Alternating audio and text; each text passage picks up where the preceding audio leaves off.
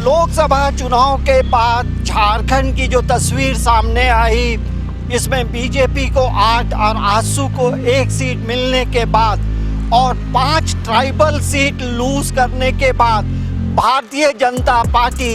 कहीं ना कहीं विधानसभा चुनाव को लेकर पूरी तरह से सक्रिय है और कैसे झारखंड में डबल इंजन की सरकार बने, इसको लेकर रणनीति बन चुकी है। नमस्कार, आप देख रहे हैं समाचार प्लस और हमारे साथ हमारे सहयोगी हैं प्रशांत मित्रा। आज हम बात करेंगे झारखंड की, क्योंकि झारखंड में 2019 से पहले बीजेपी की सरकार हुआ करती थी। रघुवर दास यहाँ के मुख्यमंत्री थे और 2019 के चुनाव में रघुवर दास हार जाते हैं और हारने के बाद यहाँ पे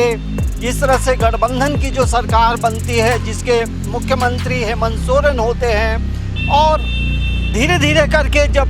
लोकसभा का चुनाव आया तो तस्वीर ये आई कि 5 ट्राइबल सीट बीजेपी ने लूज की है। 5 लोकसभा का जो ट्राइबल सीट है उसको यदि हम सिलसिलेवार से जाने तो लगभग 30 विधानसभा की सीटें उसके अंतर्गत आती हैं। और ये बात रिजल्ट के बाद जो है बीजेपी के आला कमान भी सोचते रहे कि जब मैंने यहाँ का जो प्रदेश अध्यक्ष बाबूलाल मरांडी को बनाया उसके कोई इम्पैक्ट नहीं हुए। अर्जुन मुंडा जो केंद्रीय मंत्री थे वो चुनाव हार गए खूंटी से, और झारखंड बीजेपी के जो पूर्व प्रदेश अध्यक्ष थे ताला मरांडी वो चुनाव हार गए, और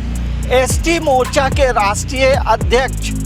वो चुनाव हार जाते हैं। तो आप समझ सकते हैं कि तस्वीर कैसे बदल गई। और यही वजह है कि बीजेपी आला कमान ने पूरी तरह से रणनीति बनाते हुए चुनाव के 2 प्रभारी, झारखंड के चुनाव के 2 प्रभारी बनाए हैं। एक जो केंद्र में कृषि मंत्री हैं शिवराज सिंह चौहान, जो मध्य प्रदेश में काफ़ी लंबे समय तक मुख्यमंत्री रहे थे, और दूसरा है असम के जो मुख्यमंत्री हैं हिमंता बिश्व शर्मा,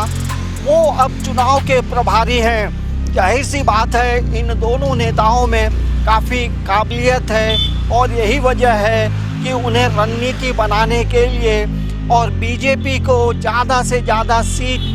जीतने का लक्ष्य को लेकर यहाँ झारखंड भेजा गया है। देखिए, इससे पहले लोकसभा में जो चुनाव प्रभारी थे लक्ष्मीकांत वाजपेयी, जाहिर सी बात है उन्होंने मेहनत की, लेकिन उस तरह के जो इम्पैक्ट हैं, उस तरह के जो रिज़ल्ट हैं वो नहीं मिले, क्योंकि बीजेपी ने यह दावा किया था कि 14 सीटों पे बीजेपी जीतेगी। तो जाहिर सी बात है कि रिज़ल्ट विपरीत आया और आला कमान जागा और आला कमान 2 चुनाव प्रभारी को यहाँ भेजा है। अभी भी लक्ष्मीकांत वाजपेयी जो हैं संगठन के प्रभारी हैं,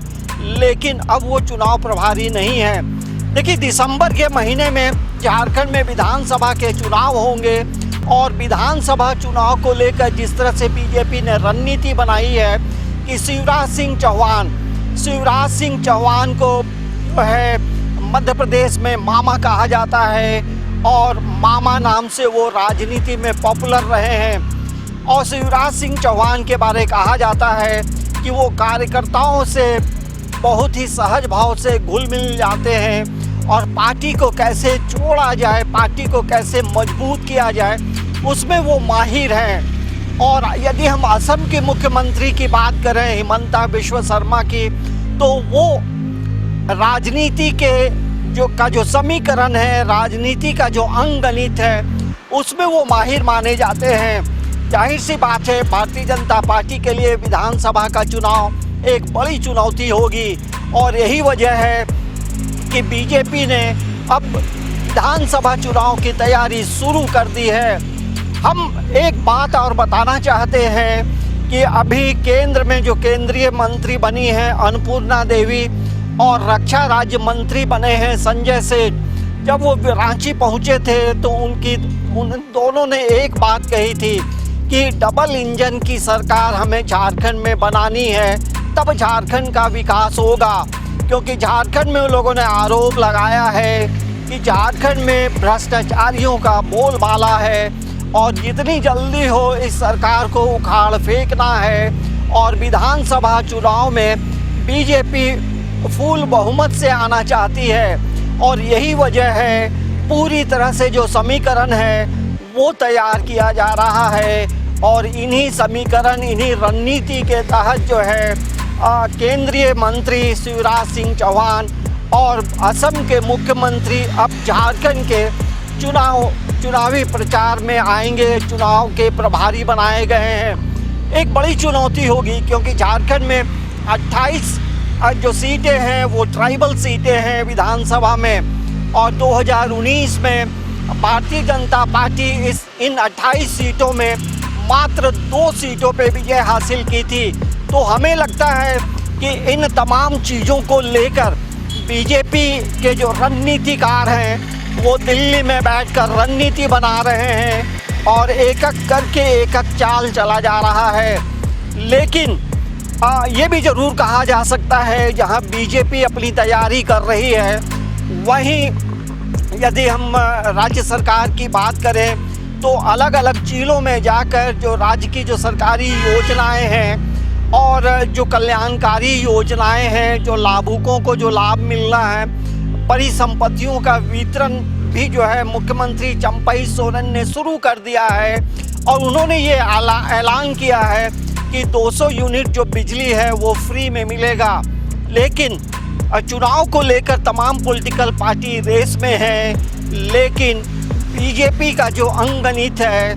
वो रणनीतिकार हैं, जो रणनीति बनाने वाले जो लोग हैं, एक एक चाल जो है धीरे धीरे चलकर यहाँ पे पैनी नज़र रखे हैं। और यही वजह है कि अब